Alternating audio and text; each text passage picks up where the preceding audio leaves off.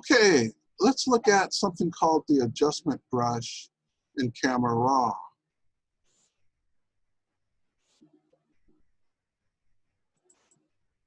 So here's our image, and what we want to do is we're going to activate something called the adjustment brush. So the idea with the adjustment brush is that I paint a mask over the area I want to edit, and I can paint as many masks in my document as I want.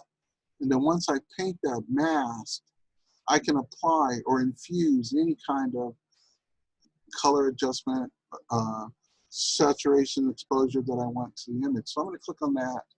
And let's say that I wanted to change the background. I'm not going to paint the whole background, but let's say that I wanted to change the background colors or the intensity of the background here. Now, the first thing I want to do is I'm going to scroll down and let's look at the brush. So when I bring my cursor onto the screen, there's a size for the brush, and then there's a feather. And the feather is the outer circle. And the idea is that the wider that feather, the softer the brush on the edge. And as soon as I start to paint, it puts a pin on the screen. I'm going to reset all of the settings inside of the document so I can start from scratch by double clicking on all those so that the adjustments I make will be in real time. So now when I start to paint, I can choose to see the mask by pressing this button, and there's my mask, and I can paint over a region. I'm going to use the left and right square bracket keys to make the brush bigger and smaller.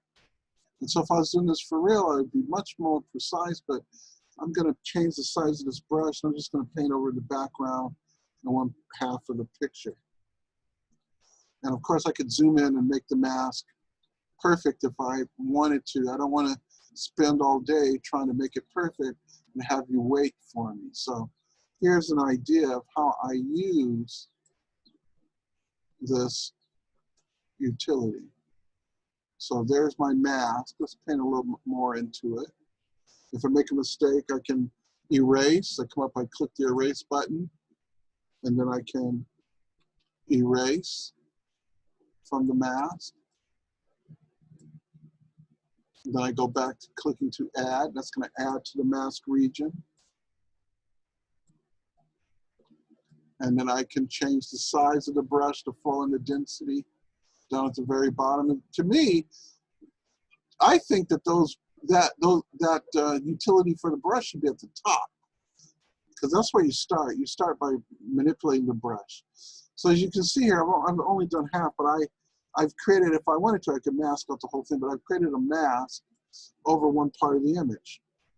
And I can turn that on and off, and then to reactivate it, I have to click overlay, and I have to click on that pin, and that pin will reactivate that particular mask that I've created. So I've got the overlay button, which shows my pins, and I've got the mask that shows the mask area, and it's kind of a frosted thing. And usually what I do is I turn the mask off.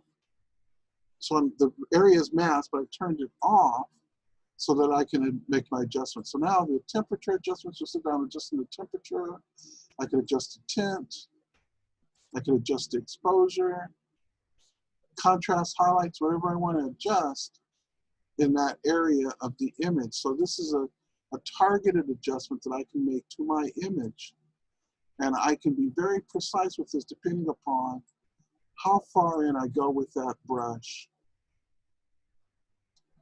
And so that's my adjustment brush. Now, if I wanted to create a new one, I come up and click New, and then I paint over something else.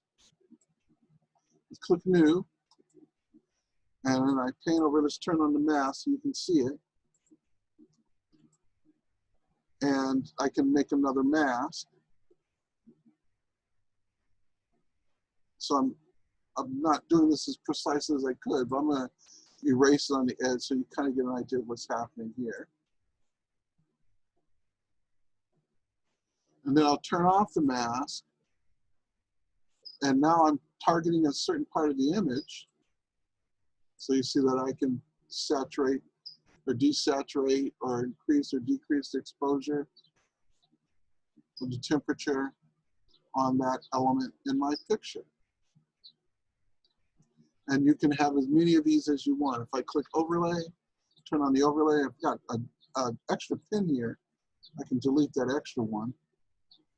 And so I've got a pin here that activates this mask, another pin here that activates this mask. So I wanted to paint back into this mask. I click on that pin. And then once I click on that pin, I'm able to adjust that portion of the image. And I can make as many of these adjustment brushes as I want and then paint into the mask area. And it's a very cool, sophisticated way. It's very different from the traditional selection or masking methods in Photoshop. And so that's my adjustment brush.